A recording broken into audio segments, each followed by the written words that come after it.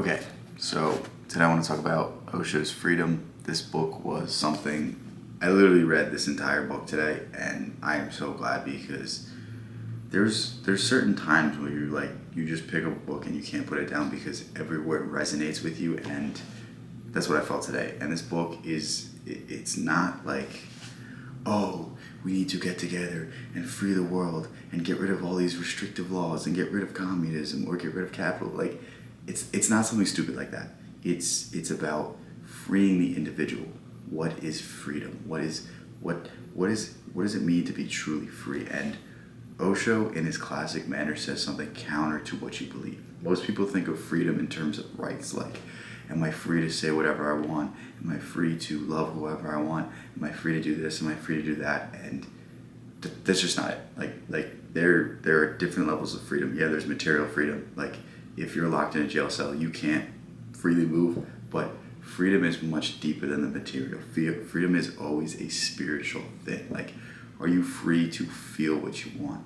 Are you free to drop certain beliefs? Are you free to experience the world in the way you want to experience it? Are you forced to have certain doctrines? Are you forced to have certain beliefs? Are you forced to have certain political leanings because of the people around you? Or because your party says this, you have to believe this? Like, are we truly free in a world where most of our thoughts are not our own? And the answer is, you're not.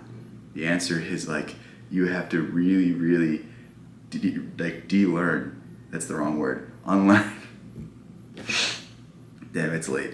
Unlearn everything that you've been taught so that you can learn it again. So that you can learn what you actually believe. So you can learn the actual thing that you're feeling. And it's truly a great feeling when you can walk around and experience the world through your own lens, not through the lens of others, not through the lens that your father told you to look at it through, your family, society, your culture, your nation. Like, when you have no ties, that's when you're free. When you don't have any loyalty, that's when you're free. When you have no attachments, when you're not set to anything, that's when you can expand your mind. But we oftentimes like to accept ideologies. We like to accept beliefs. We like to say, I'm a Christian, I'm this, I'm that. And I'm not saying any of these things are bad. I mean, I'm literally wearing a cross right now, but at the same time, like, any belief system is limited. Any belief system has its set doctrines, and when you adhere to set doctrines, you're missing out on the truth, because when we try to conceptualize things that are greater than human nature, like when we try to conceptualize God, we're always going to be missing out. There's always going to be some missing meaning, because words can't describe the infinite. Words can't describe the undescribable, and we need to just drop all assumptions. We need to drop all expectations, and this is what living free is. Living free is understanding we are only given the present moment. We are only given today. And if we exist outside of today, then we don't exist at all. If we exist in someone else's reality, then we don't exist. If we exist in someone else's belief system, then we're not present. We're not here. And it's all about gaining this awareness. It's all about gaining this presence.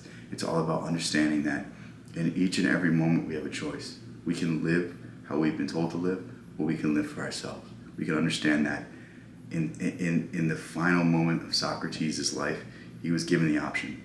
He could either drink poison, or he could say, you know what, I'm going to stop teaching these controversial beliefs. I'm going to stop telling the youth to question everything, to question authority, to question why I'm going to war, why I'm doing this, why I'm doing this, why am I learning this. Like, Socrates had that option, and he was free. He was free in the sense that he didn't need to live for someone else. His beliefs were so strong that he was willing to die on that hill. He was willing to give up his life, and he was willing to just exist in his own reality. And that's what we have to understand. Like, freedom is not the chains that are around you. Freedom is not the cell that you're in, or your inability to move across the world. It's the inability for your spirit to live. And when we start thinking about it this way, then we can start making the changes.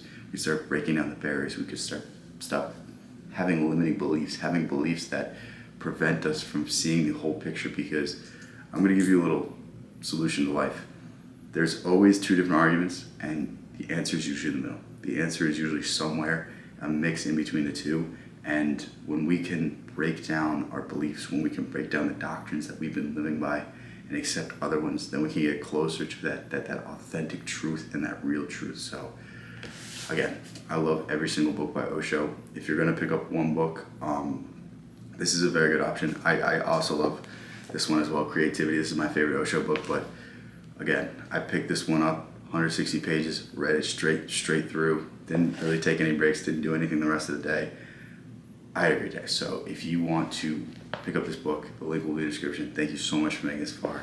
I will catch you in the next one. Peace out.